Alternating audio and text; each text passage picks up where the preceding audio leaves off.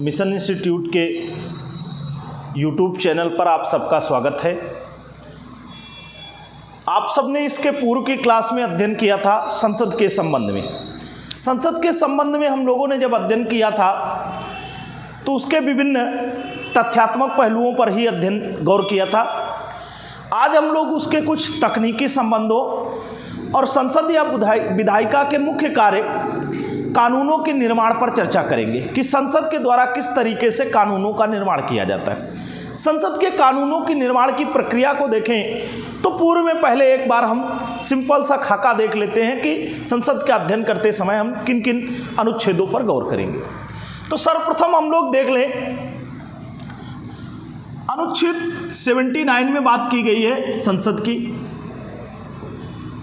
फिर बात की गई है 80 में राज्यसभा की, 81 में बात की गई थी, अनुच्छेद 81 में लोकसभा के संबंध में चर्चा की गई, 89 में बात की गई है राज्यसभा के पदाधिकारियों की, राज्यसभा के पदाधिकारियों के कार्यों के संबंध में। फिर उसके बाद हम लोगों ने देखा था आर्टिकल 93 में बात की गई थी लोकसभा के पदाधिकारियों के संबंध में। फिर उसके बाद हम लोगों ने बात किया था आर्टिकल 98 है संसद के सचिवालय की बात की गई थी, सचिवालय। इसके बाद अगर आप चलेंगे तो अनुच्छेद 108 में संयुक्त बैठक का प्रावधान किया गया है, बैठक के संबंध में चर्चा की गई। अनुच्छेद 109 में बात करेंगे तो धन विधेयक के संबंध में चर्चा की गई, विधेयक के संबंध में चर्चा की गई। अनुच्छेद 110 में बात करेंगे तो 10 में उल्लेख किया गया है धन विधेयक की परिभाषा के संबंध में, धन विधेयक की परिभाषा दी गई है। यहाँ से छोटे क्वेश्चन परिभाषा दी गई है। 112 की बात करेंगे तो वार्षिक वित्तीय विवरण बजट का उल्लेख किया गया है। 116 में देखेंगे तो लेखानुदान के संबंध में चर्चा की गई है। 118 आर्टिकल में देखें तो संसद के संचालन की बात की गई है, संसद का संचालन कैसे होगा या संसद के संचालन के लिए नियम संचालन। अनुच्छेद 120 में बात की गई थी संसद में प्रयोग की जाने वाली भाषा, संसद में प्रयोग की जाने वाली भाषा के संबंध में। फिर अगर चर्चा करें तो आर्टिकल 123 में प्रावधान किया अध्यादेश की राष्ट्रपति द्वारा जारी किए जाने वाले अध्यादेश के संबंध में। यहाँ पर अगर हम एक एक अनुच्छेद का फिर एनालिसिस कर ले कुछ 2-4 मिनटों में तो पूर्व की क्लास में हम लोगों ने क्या अध्ययन किया था ये बात स्पष्ट हो जाएगी। सर्वप्रथम हम लोगों ने देखा था संसद का उल्लेख किस अनुच्छेद में किया गया है। संसद को केंद्रीय विधानमंडल कहते हैं, केंद्रीय विधायिका के नाम से जाना जाता है। हिंदुस्तान में ब्रिटेन से संसदात्मक शासन प्रणाली अडॉप्ट की गई है और उस संसदात्मक शासन प्रणाली के तहत उसके 2 सदन होते हैं या द्विसदनात्मक विधायिका का प्रावधान किया गया है। द्विसदनात्मक विधायिका के संबंध में जो जिक्र किया गया है, पहली बार भारतीय संविधान में या भारत में द्विसदनात्मक विधायिका के संबंध में किस अधिनियम के तहत प्रावधान किया गया है, इसको आप कमेंट करके बताइएगा, क्योंकि आपने पूर्व की क्लासों का अध्ययन किया होगा तो वहां से आपको ये प्रश्न मिल जाएगा और हमें कमेंट करके बताइएगा द्विसदनात्मक विधायिका का प्रावधान किस अधिनियम द्वारा हिंदुस्तान में किया गया है। 2 सदन कौन कौन से होते हैं, राज्यसभा और लोकसभा। अगर इनकी बात करें लोकसभा और राज्यसभा की तो लोकसभा और राज्यसभा नाम के 2 सदन उसी प्रकार से हैं जैसे ब्रिटेन में लोअर हाउस और अपर हाउस की बात की जाती है। फिर आप चलेंगे राज्यसभा के पदाधिकारियों के संबंध में जिक्र किया गया है आर्टिकल 89 में। तो राज्यसभा के 2 पदाधिकारी होते हैं, एक सभापति और एक उपसभापति। यहाँ पर एक तकनीकी बात है, उस बात को आपको जरूर ध्यान रखना है कि उपराष्ट्रपति जो होता है वो राज्यसभा का पदेन सभापति होता है, वही सभापतित्व करता है राज्यसभा का जब तक कि वो उपराष्ट्रपति के पद पर रहता है, और एक और पदाधिकारी उपसभापति के रूप में निर्वाचित किया जाता है। अब क्या देखेंगे, आर्टिकल 93 में देखेंगे लोकसभा में भी 2 पदाधिकारी होते हैं, स्पीकर और डिप्टी स्पीकर की बात आती है, लोकसभा अध्यक्ष और उपाध्यक्ष की बात आती है। फिर इसके पश्चात अगर हम लोग देखें तो आर्टिकल 98 में संसद के सचिवालय का जिक्र किया गया है। तो संसद के दोनों सदनों के अपने अपने सचिवालय होते हैं, और जिनको आप नौकरशाह कहते हैं, ये नौकरशाहों के द्वारा जो स्थायी कार्यपालिका संचालित होती है, क्योंकि हम लोग जिसका निर्वाचन करते हैं, जिन्हें चुनते हैं, वो अस्थायी कार्यपालिका के सदस्य होते हैं और स्थायी कार्यपालिका के रूप में नौकरशाह कार्य करते हैं। फिर संसद के सचिवालय का, तो दोनों सदनों के अपने अपने सचिवालय होंगे। अनुच्छेद 108 में संयुक्त बैठक का प्रावधान किया गया। इस संयुक्त बैठक का आयोजन तब किया जाता है जब किसी साधारण विधेयक के मामले में या किसी वित्त विधेयक के मामले में संसद के दोनों सदनों में गतिरोध हो, एक दूसरे की बातों से, एक दूसरे के प्रस्तावों से सहमत ना हो, तो राष्ट्रपति संयुक्त बैठक बुला सकता है। अनुच्छेद 108 के तहत 108 के तहत अब तक हिंदुस्तान में 3 बार संयुक्त बैठकों का आयोजन किया गया है, और उसको अभी हम आगे आपको विश्लेषण के रूप में पढ़ाएंगे। अनुच्छेद 109 की बात करें, धन विधेयक, तो धन विधेयक या मनी बिल जब पढ़ते हैं तो सरकारी विधेयक 2 प्रकार के होते हैं, एक साधारण विधेयक और एक धन विधेयक। धन विधेयक के जब प्रक्रिया के विषय में बात करें कि धन विधेयक की विशेष प्रक्रिया जो है, उस विशेष प्रक्रिया का उल्लेख किसमें किया गया है, तो विशेष प्रक्रिया के संबंध में जो प्रावधान किया गया है वो आर्टिकल 109 में किया गया है। और अगर धन विधेयक की परिभाषा के संबंध में जिक्र करें तो धन विधेयक की परिभाषा के संबंध में जो प्रावधान किया गया है अनुच्छेद 110 में किया गया। 112 में देखेंगे वार्षिक वित्तीय विवरण का प्रावधान किया गया है, जिसे हम लोग साधारण भाषा या आम बोलचाल की भाषा में बजट कहते हैं, और संवैधानिक भाषा में इसे वार्षिक वित्तीय विवरण कहा जाता है। राष्ट्रपति वित्त मंत्री के माध्यम से आगामी वर्ष में होने वाले आय और व्यय के विवरण को पेश कराता है दोनों सदनों के समक्ष, वित्त मंत्री के माध्यम से उसे बजट बोलते हैं। लेखानुदान के संबंध में 116 में चर्चा की गई है। 118 में देखेंगे कि संसद का संचालन कैसे होता है। तो जब सत्र आयोजित होते हैं तो संसद के संचालन में आप देखेंगे पहला जो घंटा होता है या पहला काल जो होता है उसे प्रश्नकाल के नाम से जाना जाता है। दूसरे घंटे पे शून्यकाल के नाम से जाना जाता है। शून्यकाल में क्या होता है, प्रश्नकाल में क्या होता है, इसका जिक्र हम लोग आगे करेंगे। अनुच्छेद 120 में भी हमने बताया था संसद में प्रयुक्त की जाने वाली भाषा के संबंध में जिक्र किया गया है। संसद में प्रयुक्त की जाने वाली 2 भाषाएं होती, हिंदी और अंग्रेजी। किंतु अगर कोई सांसद क्या कर सकता है कि आप हिंदी और अंग्रेजी में अपनी अभिव्यक्ति नहीं कर सकता है, तो उसे अभिव्यक्ति की छूट जो है लोकसभा में लोकसभा अध्यक्ष द्वारा या उसके पीठासीन द्वारा, और राज्यसभा में राज्यसभा के सभापति द्वारा या उसका जो सभापतित्व कर रहा होगा उसके द्वारा उसे अपनी मातृभाषा में अभिव्यक्ति का अधिकार दे दिया जाता है। अनुच्छेद 123 अध्यादेश जारी करने का प्रावधान है। तो जब किसी मुद्दे पर कानून बनाना अपरिहार्य हो और तत्काल में कोई कानून न बनाया जा सके, क्योंकि कानूनों का निर्माण तभी किया जाएगा जब संसद सत्र में हो, तो ऐसी स्थिति में, ऐसी परिस्थिति में क्या प्रावधान आता है, ऐसी परिस्थिति में प्रावधान आता है कि राष्ट्रपति अध्यादेश जारी करता है। तो यहाँ पर हम लोग देखेंगे, चर्चा शुरू करेंगे। ये आपने अपनी छोटी छोटी परीक्षाओं के माध्यम से इन बिंदुओं को, इन अनुच्छेदों को ध्यान रखिएगा। हम लोग चलते हैं, उस दिन हम लोगों ने बात किया था, आज फिर बात कर लेते हैं संसद के पदाधिकारियों पर, कुछ तकनीकी बिंदुओं पर। देखेंगे संसद के 2 सदन होते हैं, हम लोगों ने पढ़ लिया था। संसद के 2 सदन, संसद और इसके 2 सदन, 2 सदनों में हमने क्या पढ़ा था, यहाँ पर लोकसभा, इसका प्रथम सदन लोकसभा, और दूसरा सदन राज्यसभा। अब इसमें जो पदाधिकारी होते हैं, यहाँ पर अगर बात करें संसद के पदाधिकारियों की, पदाधिकारी और पदाधिकारी ये क्या है, जो राज्यसभा के संबंध में है वो आर्टिकल 98 में दिए गए हैं, और जो लोकसभा के संबंध में है वो 93 में दिए गए। इस पे हाँ राज्यसभा के संबंध में जो पदाधिकारी हैं वो 89 में है और इसके 93 में। यहाँ पर देखेंगे 2 पदाधिकारी होते हैं।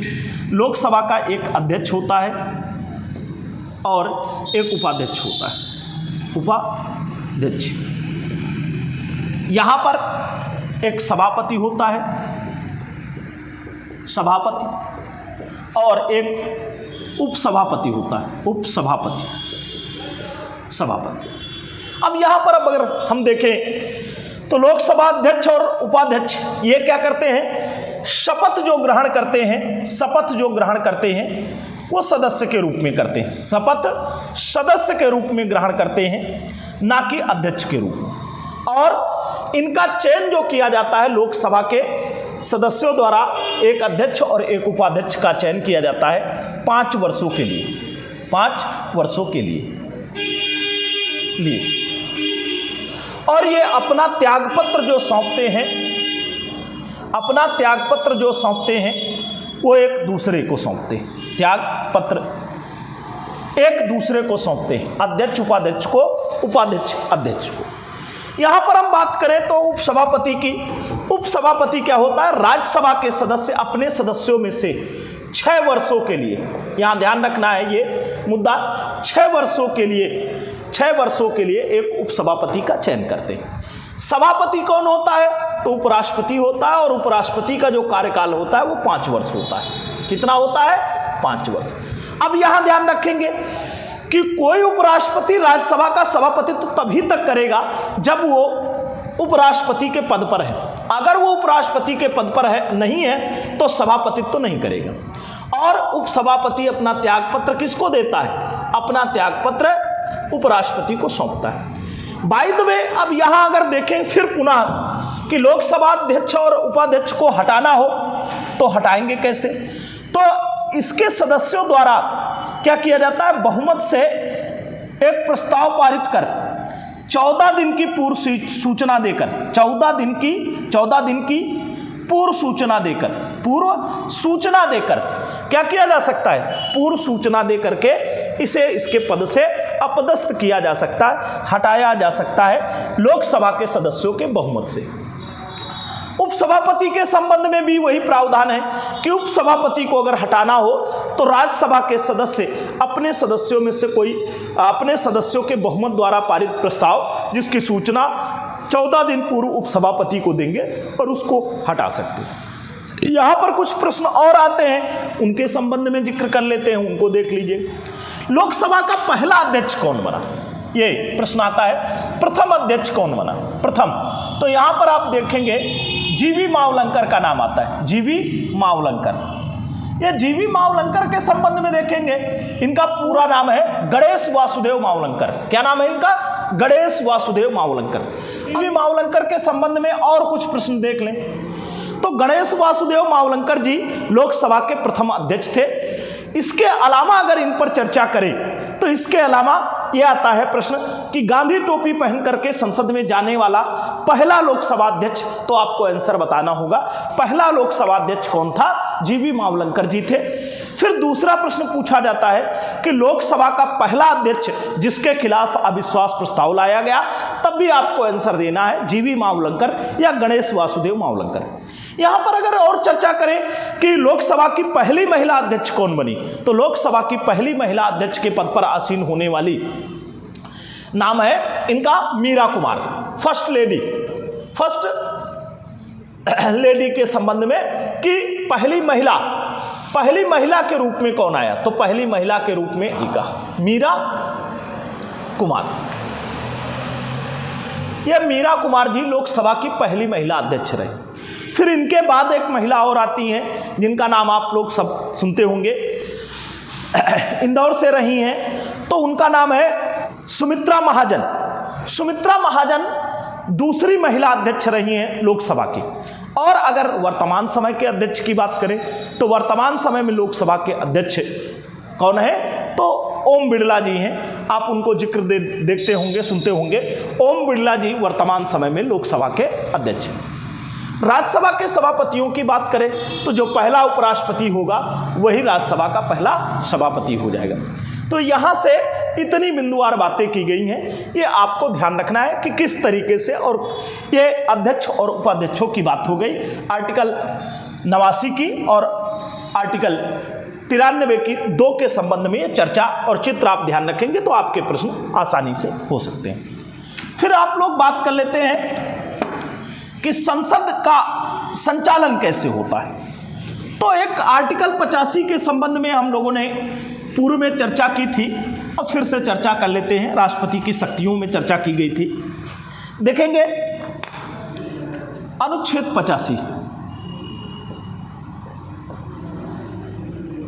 85 की बात कर लेते हैं। अनुच्छेद 85 के संबंध में बात करें तो यहां पर सत्रों का आयोजन होता है। क्या होता है? सत्रों का आयोजन। और ये सत्र जो आयोजित किए जाते हैं वो 3 तरीके के सत्र आयोजित किए जाते हैं एक वर्ष में। एक वर्ष में एक वर्ष में 3 प्रकार के सत्र होते हैं। कितने सत्र होते हैं? 3 सत्र, जिसमें से एक पढ़ेंगे बजट सत्र, एक पढ़ेंगे मानसून सत्र, और एक होता है शीत सत्र। अब यह ध्यान रखना है कि बजट सत्र, मानसून सत्र और शीत सत्र 3 प्रकार के जब सत्र होते हैं, तो जब संसद के सत्र आयोजित होते हैं तभी कानूनों का निर्माण किया जाता है। संसद के सत्र कितने? 3 प्रकार के। एक वर्ष में संसद के 3 प्रकार के सत्र होते हैं, और सत्रों का जो आयोजन किया जाएगा वो आहूत किया जाएगा, वो राष्ट्रपति द्वारा किया जाएगा। और जब राष्ट्रपति संसद के सत्रों को आहूत करेगा, सत्रावसान भी वही करता है। विघटन के संबंध में आएगा तो केवल लोकसभा का विघटन होता है, राज्यसभा का विघटन नहीं होता है। तो यहां पर हम लोग देखें तो 3 तरीके के बजट सत्र, मानसून सत्र और शीत सत्र, 3 प्रकार के सत्रों का आयोजन एक वर्ष में किया जाता है, और तभी कानूनों का निर्माण संसद करती है। फिर यहां पर देखेंगे अनुच्छेद 85 में क्या दिया गया है। तो यहां पर देखें तो यह राष्ट्रपति हो गया। राष्ट्रपति क्या करता है? लोकसभा और राज्यसभा। यहां पर देखें तो इन दोनों के सत्र आयोजन का काम करता है कौन है? आर्टिकल 85 के तहत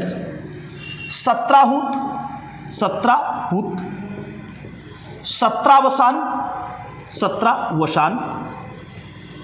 लोकसभा के संबंध, ये राज्यसभा के संबंध में, और लोकसभा के संबंध में कौन करता है? राष्ट्रपति।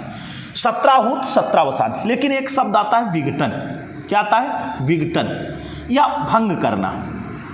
ये भी कौन करेगा? ये केवल और केवल लोकसभा का होता है। राज्यसभा विघटित नहीं होती, ये ध्यान रखें, विघटित नहीं होती। ये क्या होता है? ये विघटित नहीं होती, केवल ये विघटित होती है, और ये इसका विघटन प्रधानमंत्री की सलाह पर होता है, प्रधानमंत्री के परामर्श पर कौन करेगा? राष्ट्रपति करेगा। कौन करेगा? राष्ट्रपति करेगा। यहां पर आपको यह ध्यान रखना है कि सत्रों को बुलाना, सत्राहूत का मतलब सत्रों को बुलाना, सत्रावसान का मतलब सत्रों को समाप्त करना, और लोकसभा का विघटन होता है, उसका विघटन करने का अधिकार किसको है? क्या कहते हैं? लोकसभा में भी राष्ट्रपति को और राज्यसभा में भी राष्ट्रपति को। यहां पर और एक बात ध्यान रखनी है कि एक होता है स्थगन या स्थगित करना। अब स्थगन और स्थगित की संबंध में अगर चर्चा करें तो लोकसभा में लोकसभा अध्यक्ष करता है, और राज्यसभा में राज्यसभा का सभापति करेगा। कौन करेगा? राज्यसभा का सभापति उसका स्थगन या उसे स्थगित करने का कार्य करता है। ये आपको इस स्ट्रक्चर को भी ध्यान रखना है। इस पर भी कई सारे प्रश्न पूछे गए हैं, और वो प्रश्न इस चित्र से ही आपसे इनका समाधान मिल जाएगा। अनुच्छेद 85 के तहत राष्ट्रपति सत्रावसान करता है, लोकसभा का भी और राज्यसभा का। विघटन केवल और केवल लोकसभा का होता है, विघटन या भंग राज्यसभा नहीं होती है। स्थगन और स्थगित किए जाने का अधिकार लोकसभा में लोकसभा अध्यक्ष को है, और राज्यसभा में राज्यसभा सभापति। तो ये चित्र ध्यान रखेंगे। कानूनों का निर्माण तभी होता है जब संसद के सत्र चल रहे हों, अन्यथा नहीं होता है। अब हम लोग बात करें आगे कि संसद की इस प्रक्रिया के तहत कानूनों का निर्माण कब होगा? जब सदन सत्र में हो, और जब सदन सत्र में होते हैं तो कानूनों का निर्माण किस तरीके से होता है। तो यहां पर अगर देखें संसद में कानून निर्माण की प्रक्रिया, तो कानून निर्माण की प्रक्रिया जब हम पढ़ेंगे तो कानून निर्माण की प्रक्रिया में ये बात आपको ध्यान रखनी है कि यहां पर अगर देखें तो विधेयक अधिनियम कैसे बनता है, कोई विधेयक या बिल अधिनियम कैसे बनता है, कानून कैसे बनता है, अधिनियम या कानून कैसे बनता है। अगर अधिनियम या कानून बनने की प्रक्रिया पर देखें तो ये विधेयक जो है यहाँ पर ध्यान रखेंगे पेश किए जाने के आधार पर, पेश किए जाने के आधार पर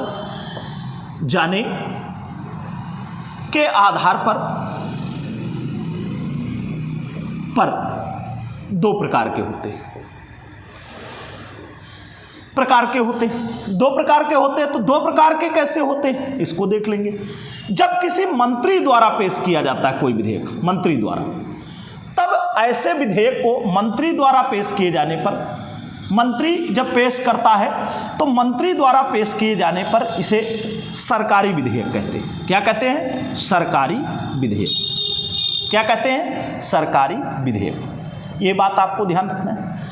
और जब अन्य सदस्यों द्वारा, संसद के अन्य सदस्यों द्वारा पेश किया जाता है, अन्य सदस्यों द्वारा पेश किया जाता है, सदस्यों द्वारा पेश किया जाता है, द्वारा पेश किया जाता है, तब क्या कहलाएगा? इसको गैर सरकारी विधेयक कहते हैं, सरकारी विधेयक कहते हैं। अब यहां पर और तीसरी बात ध्यान रखनी, गैर सरकारी विधेयक कहते हैं। सरकारी विधेयक दो प्रकार के होते हैं, ये दो प्रकार के होते हैं। दो प्रकार के कैसे होते हैं? तो यहां पर ध्यान देंगे, एक साधारण विधेयक होते हैं, साधारण विधेयक होते हैं, और दूसरे जो प्रकार के विधेयक होते हैं वो धन विधेयक होते हैं, धन विधेयक होते हैं। ये साधारण विधेयक और धन विधेयक, एक धन विधेयक एक प्रकार का और दूसरा प्रकार कौन सा है? साधारण विधेयक। अब अगर इस चित्र को आप ध्यान रखें तो आप कानून निर्माण की प्रक्रिया के प्रथम बिंदु पर आते हैं कि विधेयक या बिल, इसको हम कह सकते हैं कोई बिल, एक्ट कैसे बनता है या लॉ कैसे बनता है। ये प्रक्रिया पर अगर हम बात करें तो विधेयक से अधिनियम बनने की जो प्रक्रिया शुरू होती है वो उसके पेश किए जाने से प्रारंभ होती है, और पेश किए जाने पर संसद के किसी सदन में विधेयक के पेश किए जाने के आधार पर उसे दो प्रकार में बांटा जाता है। जब मंत्री कोई पेश करता है सरकारी विधेयक दो प्रकार के होते हैं, साधारण विधेयक और धन विधेयक, और दूसरा अन्य सदस्यों के द्वारा जब पेश किया जाता तो इसे गैर सरकारी विधेयक कहते हैं। और गैर सरकारी विधेयक में फिर देखेंगे यहाँ पर, अब हम फिर से बात करेंगे साधारण विधेयक और धन विधेयक कैसे अधिनियम का रूप ग्रहण करते हैं। तो अब दूसरे चित्र पर देखें, दूसरे चित्र पर कैसे देखेंगे? एक तो ये स्ट्रक्चर आपको ध्यान रखना है। अब जब संसद के सत्र चल रहे हों तो इस प्रकार के विधेयकों के लिए क्या प्रावधान आता है कि ये विधेयक जो होंगे अब क्या होंगे? साधारण विधेयक और धन विधेयक। और तीसरे अगर चरण पर बात करें तो यहाँ पर ध्यान रखना है कि अब जब हम अध्ययन करेंगे विधेयकों पर तो ये विधेयक आपके अध्ययन के आयाम कौन कौन से यहाँ पर देख लेंगे। ये एक साधारण विधेयक हो जाएगा, साधारण विधेयक, धन विधेयक, वित्त विधेयक और संविधान संशोधन विधेयक, संविधान संशोधन विधेयक ये। अब यहाँ पर अगर हम लोग चर्चा करें तो सबसे पहले साधारण विधेयक से शुरू कर ले, फिर एक बिंदु पर धन विधेयक और वित्त विधेयक पर चर्चा कर लें, और तीसरे स्टेप पर संविधान संशोधन विधेयक के संबंध में चर्चा कर सकते हैं। तो हम लोग सबसे पहले इस बिंदु पर चर्चा करते हैं साधारण विधेयक किस तरीके से आते हैं और साधारण विधेयक क्या होते हैं। तो यहाँ ध्यान रखना है, साधारण विधेयक, धन विधेयक, वित्त विधेयक और संविधान संशोधन विधेयक। संविधान संशोधन विधेयक केवल और केवल संसद में पेश किए जाते हैं, जबकि वित्त विधेयक, धन विधेयक और साधारण विधेयकों के संबंध में देखेंगे तो राज्य विधानमंडलों में भी राज्य सरकारों द्वारा, राज्य की विधानमंडल में राज्य सरकारों द्वारा साधारण विधेयक, धन विधेयक और वित्त विधेयक लाए जाते हैं, बशर्ते कि संविधान संशोधन विधेयक केवल और केवल संसद में पेश किया जाता है, राज्य विधानमंडलों से इसका प्रारंभ नहीं हो सकता। यहां पर ध्यान रखेंगे। अब हम लोग बात करें साधारण विधेयक की। ये विधेयक अधिनियम कैसे बनता है, तो साधारण विधेयक के संबंध में चर्चा करते हैं। साधारण विधेयक, अब इसके लिए साधारण विधेयक जब संसद में पेश किया जाता तो इसके 3 वाचन होते, 3 वाचन होते। एक होगा प्रथम वाचन, द्वितीय वाचन और तृतीय वाचन। अब यह ध्यान रखेंगे, जब 3 वाचन होंगे, प्रथम वाचन, तो प्रथम वाचन में विधेयक पेश किया जाता है, द्वितीय वाचन में इस पर विधेयक पर चर्चा होगी और तीसरे आधार पर विधेयक पारित किया जाएगा सदनों से। यह कंडीशन होती है, पेश किया जाना, चर्चा होना, पारित किया जाना, यह कंडीशन आएगी क्या कहते हैं, वाचनों पर। और अगर इन वाचनों से आगे चल करके हम देखें, ये वाचन दोनों सदनों में होंगे, लोकसभा में भी होंगे और राज्यसभा में भी होंगे। किसी विधेयक के संबंध में लोकसभा में भी 3 वाचन होंगे और राज्यसभा में भी 3 वाचन किए जाएंगे। और तीनों वाचनों के पश्चात, इन 3 वाचनों के पश्चात लोकसभा से, राज्यसभा से पारित होने के बाद, कोई विधेयक पारित होने के बाद राष्ट्रपति की अनुमति के लिए भेजा जाता है। राष्ट्रपति की अनुमति के लिए भेजा जाता है, राष्ट्रपति की अनुमति के लिए। अब राष्ट्रपति की अनुमति के लिए जब भेजा जाता है तो राष्ट्रपति को अनुमति का जो प्रावधान है वो आर्टिकल 111 में, आर्टिकल 111 में दिया गया। अब यहाँ पर राष्ट्रपति या तो अनुमति देता है या तो अनुमति दे देगा, और या अनुमति देने से मना कर देगा, और या फिर पुनर्विचार के लिए वापस कर देगा, पुनर्विचार के लिए वापस कर देगा। अगर किसी विधेयक को राष्ट्रपति ने पुनर्विचार के लिए वापस कर दिया तो पुनर्विचार के पश्चात जब दोबारा राष्ट्रपति के पास संसद द्वारा वो उस विधेयक को भेजा जाएगा तो राष्ट्रपति को ऐसे विधेयक को पारित करना आवश्यक या अनिवार्य होता है, उसे पारित करना ही करना होता है। ये आप इस स्ट्रक्चर को ध्यान रखेंगे तो आपको समझ में आ जाएगा।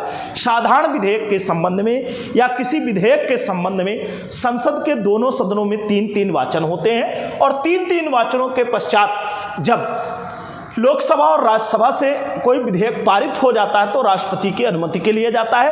राष्ट्रपति के पास अनुमति के लिए जाने पर साधारण विधेयक के संबंध में वो अनुमति दे देता है, उससे मना कर सकता है और पुनर्विचार के लिए वापस कर सकता है। यहाँ मना करने के संबंध में वो वीटो पावर का भी प्रयोग कर सकता है, ये भी ध्यान रखना है आपको।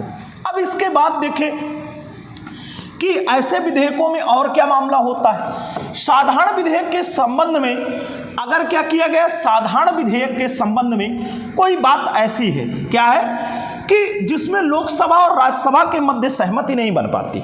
साधारण विधेयक के मामले में लोकसभा और राज्यसभा के मध्य सहमति नहीं बन पाती तो क्या होता है, अनुच्छेद 108 के तहत राष्ट्रपति संयुक्त बैठक आहूत करता है। राष्ट्रपति संयुक्त बैठक आहूत करता है। कैसी बैठक? संयुक्त बैठक आहूत करता है। संयुक्त बैठक आहूत करता है या बुलाता है।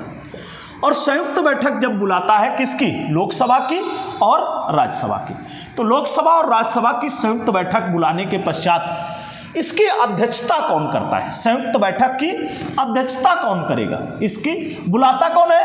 राष्ट्रपति। बुलाता कौन है? राष्ट्रपति आहूत करता है। अध्यक्षता कौन करता है? तो यहां ध्यान रखेंगे, अध्यक्षता के संबंध में जो प्रावधान किया गया है आर्टिकल 118(4) में किया गया है। ये भी प्रश्न आपके यहाँ प्रतियोगी परीक्षाओं में पूछा गया है, तो इसको ध्यान रखना है। अध्यक्षता करता है लोकसभा अध्यक्ष। लोकसभा अध्यक्ष, और लोकसभा अध्यक्ष अगर ना हो तो जो उसकी पीठासीन अध्यक्ष हो वही इसकी अध्यक्षता करेगा। तो ये ध्यान रखना। अब तक संयुक्त बैठक भारत में 3 बार आयोजित की गई, 3 बार आयोजित की गई। कब कब और किस किस मामले पर, तो ये ध्यान रखेंगे। अब तक केवल मात्र 3 बार संयुक्त बैठकों का आयोजन किया गया। 1961 में एक विधेयक आया था दहेज निषेध अधिनियम, दहेज निषेध अधिनियम के संबंध में, अधिनियम 1961। एक दूसरा अधिनियम आया था 1978 में, बैंकिंग सेवा आयोग, बैंकिंग सेवा आयोग और बैंकिंग सेवा आयोग का जो आयोजन किया गया 1978 में, और एक 2002, ये है पोटा के संबंध। पोटा एक जो आतंकवाद के संबंध में कानून था, पोटा, उसके संबंध में। तो अब तक संयुक्त बैठकों का आयोजन हिंदुस्तान में 3 बार किया गया है। ये आपके यहाँ से छोटे छोटे बहुत सारे प्रश्न, जैसे मैं चित्र बनाते जा रहा हूँ, आप चित्र बनाते चलिएगा, आपको बहुत सारे प्रश्न केवल उन्हीं चित्रों से प्रतियोगी परीक्षाओं में मिल जाएंगे, चाहे वो यूपीएससी का पीटी हो, चाहे फिर क्या कहते हैं यूपीपीसीएस का हो, या राज्य स्तरीय कोई परीक्षा दे रहे हो, इंटीग्रेट हो, लेखपाल हो, वीडियो हो, या अन्य कोई आयोग द्वारा या यूपीएससी द्वारा आयोजित परीक्षाएं हो, किसी भी प्रकार की प्रतियोगी परीक्षा में। इसके अलावा आपको हिंदुस्तान के संविधान के संबंध में जानकारी करने के लिए कि कैसे कानून का निर्माण होता है, कैसे वो कानून बनते हैं, क्या क्या कंडीशनें होती, इस संबंध में प्रावधान किया गया है। तो यहाँ देखेंगे अनुच्छेद 108 राष्ट्रपति के संबंध में राष्ट्रपति संयुक्त बैठक आहूत करता है अनुच्छेद 108 के तहत। कब? जब लोकसभा और राज्यसभा के मध्य किसी साधारण विधेयक को लेकर के गतिरोध हो। यहाँ पर ध्यान रखेंगे संयुक्त बैठक जो बुलाई जाती है केवल 2 मामलों में बुलाई जा सकती है। एक, जब साधारण विधेयक का मामला हो, यह संयुक्त बैठक साधारण विधेयक पर बुलाई जा सकती है, साधारण विधेयक पर, और दूसरी वित्त विधेयक के मामले में बुलाई जा सकती है, वित्त विधेयक। लेकिन इसका अगर जिक्र करें किस पर नहीं बुलाई जा सकती संयुक्त बैठक, तो संयुक्त बैठक ध्यान रखेंगे ना तो धन विधेयक के मामले में बुलाई जा सकती है और ना ही क्या कहते हैं संविधान संशोधन के संबंध में आयोजित की जा सकती। तो 2 ध्यान रखेंगे, अनुच्छेद 108 के तहत संयुक्त बैठक नहीं बुलाई जा सकती। कब कब? धन विधेयक के संबंध में, धन विधेयक के संबंध में संयुक्त बैठक आयोजित नहीं की जा सकती। और दूसरा है संविधान संशोधन विधेयक, संविधान संशोधन विधेयक, ऐसे विधेयकों पर संयुक्त बैठक का प्रावधान नहीं है, क्योंकि संविधान संशोधन विधेयक पे गतिरोध होता है तो विधेयक समाप्त हो जाता है। और धन विधेयक के संबंध में देखेंगे तो लोकसभा को विशेषाधिकार प्राप्त होता है, इसलिए इन दोनों प्रकार के विधेयकों में संयुक्त बैठक बुलाए जाने का प्रावधान नहीं है। अब इसके बाद अगर हम लोग देखें कि धन विधेयक और वित्त विधेयक में क्या अंतर होता है, तो साधारणतया उसको देख सकते हैं धन विधेयक और वित्त विधेयक में क्या अंतर होता है, साधारण विधेयक और धन विधेयक या वित्त विधेयक के संबंध में क्या प्रावधान है, इसके संबंध में देखें कि धन विधेयक और वित्त विधेयक किस तरीके से आते हैं और क्या उनका जिक्र है, क्या प्रावधान किया गया। तो भी हमने कुछ समय पूर्व आपसे बात की थी कि आर्टिकल 109 है धन विधेयक के संबंध में विशेष प्रक्रिया, और अनुच्छेद 110 में धन विधेयक के संबंध में परिभाषा दी गई। अब यहां पर देखेंगे धन विधेयक के संबंध में हम सर्वप्रथम देख लें धन विधेयक क्या है। धन विधेयक, इसके संबंध में 2 चीजें ध्यान रखना है, 109 में प्रक्रिया है और 110 में परिभाषा दी गई। परिभाषा, पहला प्रश्न इसी जगह से आपको मिल जाता है। धन विधेयक क्या होता है? धन विधेयक के संबंध में कुछ जानकारियां पहले ही हम जुटा देते हैं। क्या है? एक तो राष्ट्रपति की पूर्व अनुमति से पेश किया जाता है, राष्ट्रपति की पूर्व अनुमति से पेश किया जाता है, पूर्व अनुमति से पेश किया जाता है, ऐसे नहीं पेश किया जाएगा। दूसरा, राष्ट्रपति इस पर राष्ट्रपति इसको पारित करने के लिए बाध्य होता है। जब इसके पास पारित करनी हेतु जाता है तो पारित करने के लिए बाध्य होता है। और बाध्य क्यों होता है? क्योंकि उसी की पूर्व अनुमति से लाया गया होता है। क्यों बाध्य होता है? अगर यह पूछ लिया जाए कि बाध्य क्यों होता है, तो बाध्य इसलिए होता है क्योंकि उसी की पूर्व अनुमति से विधेयक लाया जाता है।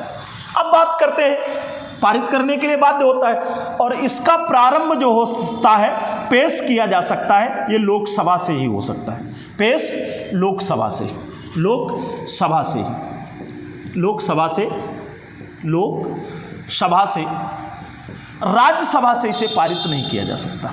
अब क्या होता है, अब देखिएगा धन विधेयक क्या है, कोई विधेयक धन विधेयक है, इसका निर्णय कौन करेगा, इसका निश्चय कौन करेगा, तो निर्णय करता है लोकसभा अध्यक्ष करता है।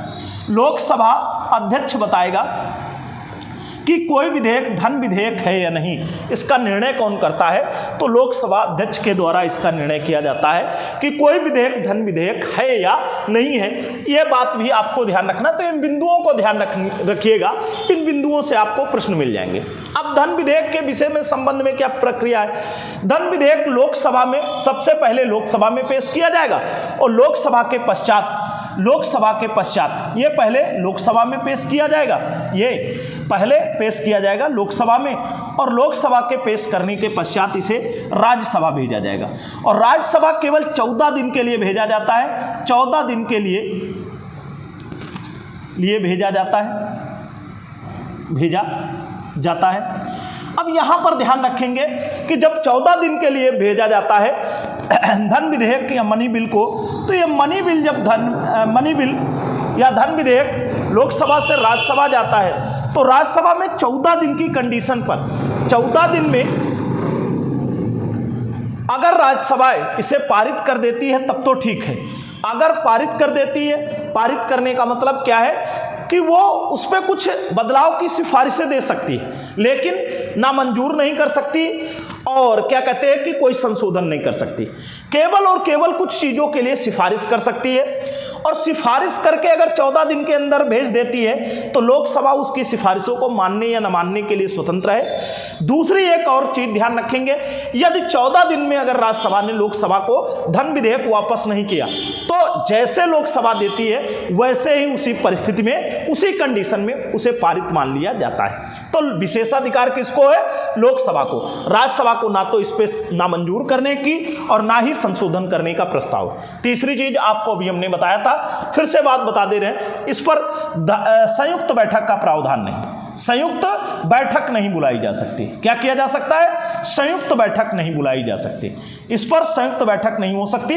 गतिरोध होगा तो लोकसभा की ही बात मान ली जाएगी, गतिरोध के संबंध में राज्यसभा को कोई विशेषाधिकार प्राप्त नहीं है। तो ये आप ध्यान रखेंगे धन विधेयक के संबंध में, और धन विधेयक की प्रक्रिया या धन विधेयक के संबंध में विशेष प्रक्रिया अनुच्छेद 109 में और परिभाषा अनुच्छेद 110 में दी गई। अब इसके बाद हम लोग बात करें धन विधेयक और वित्त विधेयक में क्या अंतर है, तो देखिएगा वित्त विधेयक के संबंध में क्या प्रावधान है। वित्त विधेयक की स्थिति क्या होगी, तो वित्त विधेयक एक तो लोकसभा से ही पेश किया जाएगा,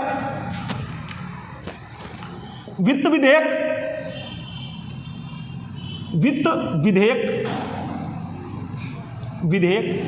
इसके संबंध में आर्टिकल 117 में प्रावधान किया गया है, अनुच्छेद 117 में प्रावधान किया गया है, आर्टिकल 117 में प्रावधान, क्या प्रावधान किया गया है कि वित्त विधेयक वो होगा जिसमें धन विधेयक प्लस इसके साथ अन्य सिफारिशें भी हों, अन्य विषय भी जुड़े हों, अन्य विषय भी शामिल हों, उस विधेयक को वित्त विधेयक कहा जाता है। और वित्त विधेयक के संबंध में जो उल्लेख किया गया है वो अनुच्छेद 117 में किया गया है। अब क्या है, वित्त विधेयक क्या होगा, राष्ट्रपति की पूर्व अनुमति से, राष्ट्रपति की पूर्व अनुमति से। दूसरी चीज क्या ध्यान रखना है यहां पर, राष्ट्रपति की पूर्व अनुमति से, लेकिन राष्ट्रपति से पुनर्विचार हेतु वापस लौटा सकता है, राष्ट्रपति पुनर्विचार हेतु वापस भेज सकता है। एक दूसरी चीज, इस पे संयुक्त बैठक भी बुलाई जा सकती है, अगर इस पर गतिरोध हुआ तो संयुक्त बैठक बुलाई जा सकती है, जो अनुच्छेद 108 में आपने पढ़ा है।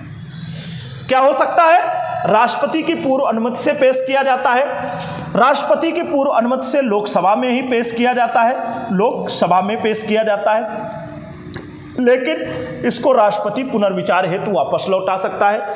संयुक्त बैठक भी इसके संबंध में बुलाई जा सकती है। और इसके अलावा ध्यान रखना है, वित्त विधेयक के संबंध में इस फिगर को आप ध्यान रखेंगे तो आपको बातें आसान हो जाएंगी। यह ध्यान रखिएगा, धन विधेयक और वित्त विधेयक।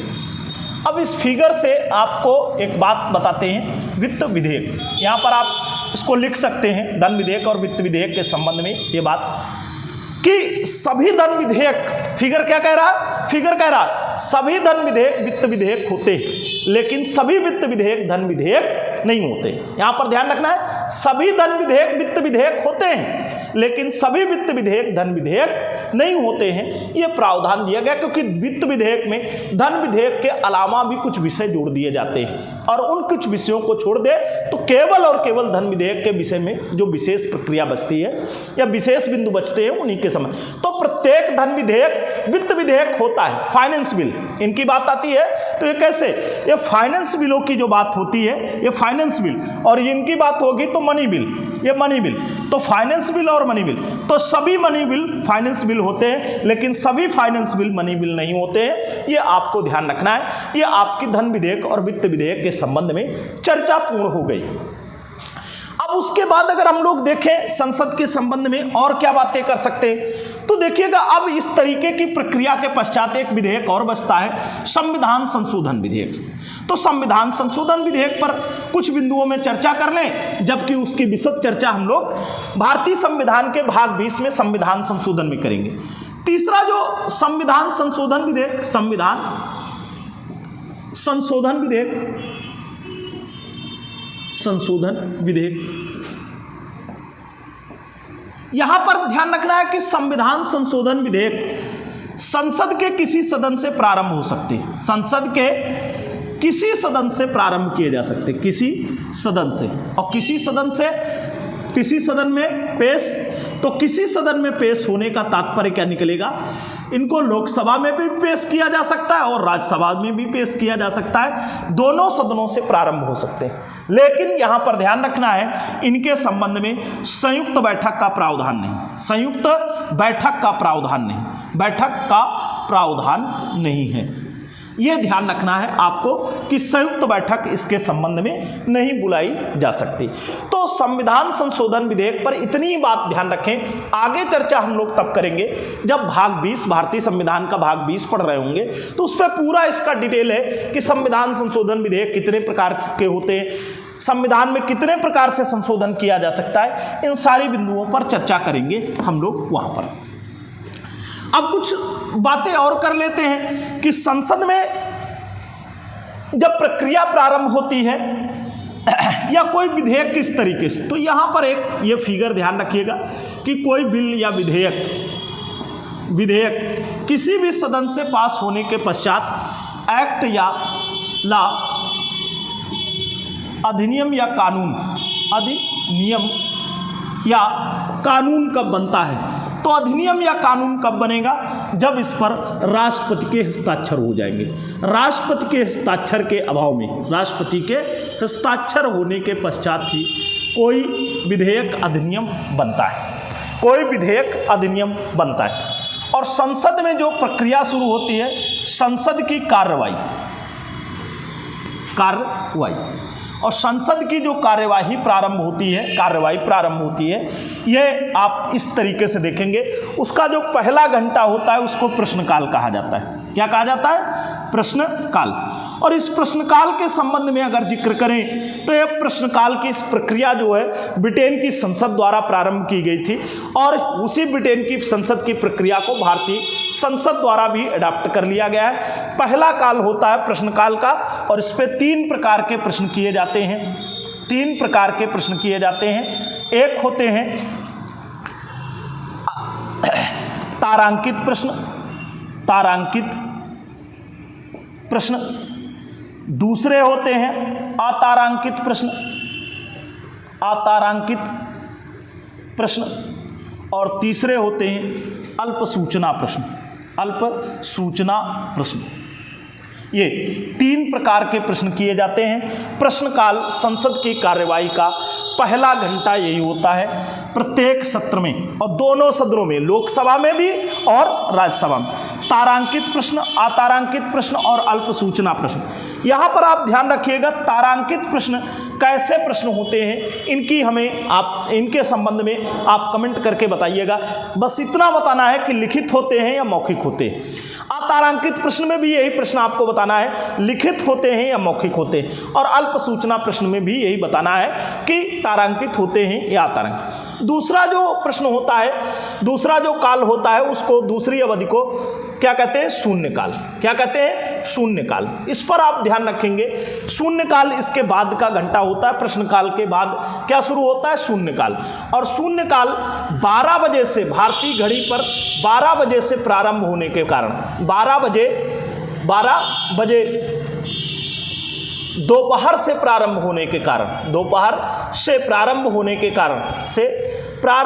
के कारण इसको क्या कहा जाता है? इसको शून्यकाल।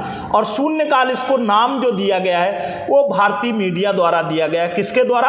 भारतीय मीडिया द्वारा इसका नाम दिया गया है। ये आपको ध्यान रखना है। किसने दिया शून्यकाल का नाम? तो भारतीय मीडिया ने दिया है। तो ये संसद की कार्यवाही के संबंध में चर्चा हो गई। तो यहाँ तक आप ध्यान रखेंगे।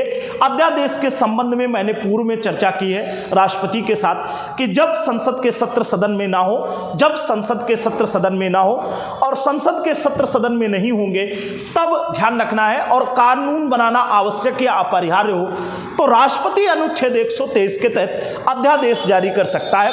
और उसके द्वारा जारी किए गए अध्यादेश को 6 माह कानून की तरह पालन करना होता है। उसके पश्चात जैसे ही सदन के